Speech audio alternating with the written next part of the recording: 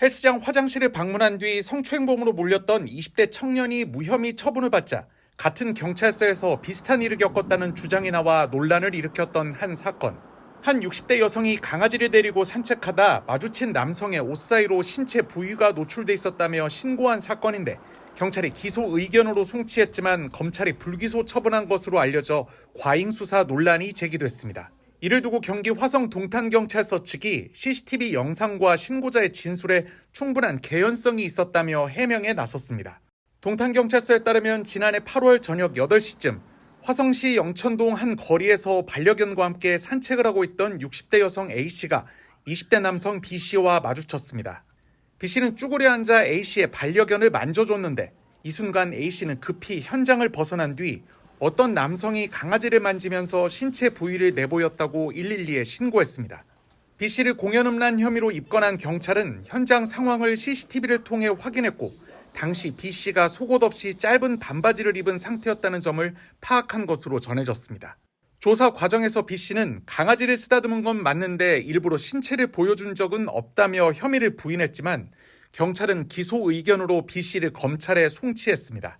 하지만 검찰은 증거가 충분하지 않다며 B씨를 불기소 처분했습니다. 경찰은 CCTV상 피해자가 깜짝 놀라 달아나는 장면과 피해자의 진술 등을 종합해봤을 때 혐의가 충분히 인정된다고 봤다고 밝혔습니다. 또 글쓴이가 주장한 대로 유도신문과 성적 수치심을 유발하는 발언을 한 사실도 없다며 당시 여성 수사관이 조사했는데 상식적으로 남성을 상대로 그런 말을 했겠냐고 해명했습니다. 다만 검찰이 불기소 결정을 내린 데 대해선 공연음란죄가 성립하려면 고의가 있어야 한다며 검찰은 설령 성기가 보였다고 하더라도 고의가 없었다고 본 것 같다고 설명했습니다. 앞서 지난달 28일 이 경찰서 자유 게시판에는 우리 자녀도 똑같은 일을 여청계에서 당했습니다라는 제목의 글이 올라왔습니다. 글쓴이는 갓 제대한 자신의 아들이 성추행범으로 몰려 동탄서 여청계에서 수사를 받았다며 무죄 추정의 원칙은 고사하고 허위 자백할 때까지 유도신문을 했고 수사관이 수치심을 일으키는 발언 등을 한 사실이 있었다고 주장했습니다. 첫 조사할 때도 반바지를 입혀 시연을 하고 전혀 노출되지 않는 걸 확인하고도 성적 수치심을 일으키는 발언하셨던 것 기억하시지 않냐는 겁니다.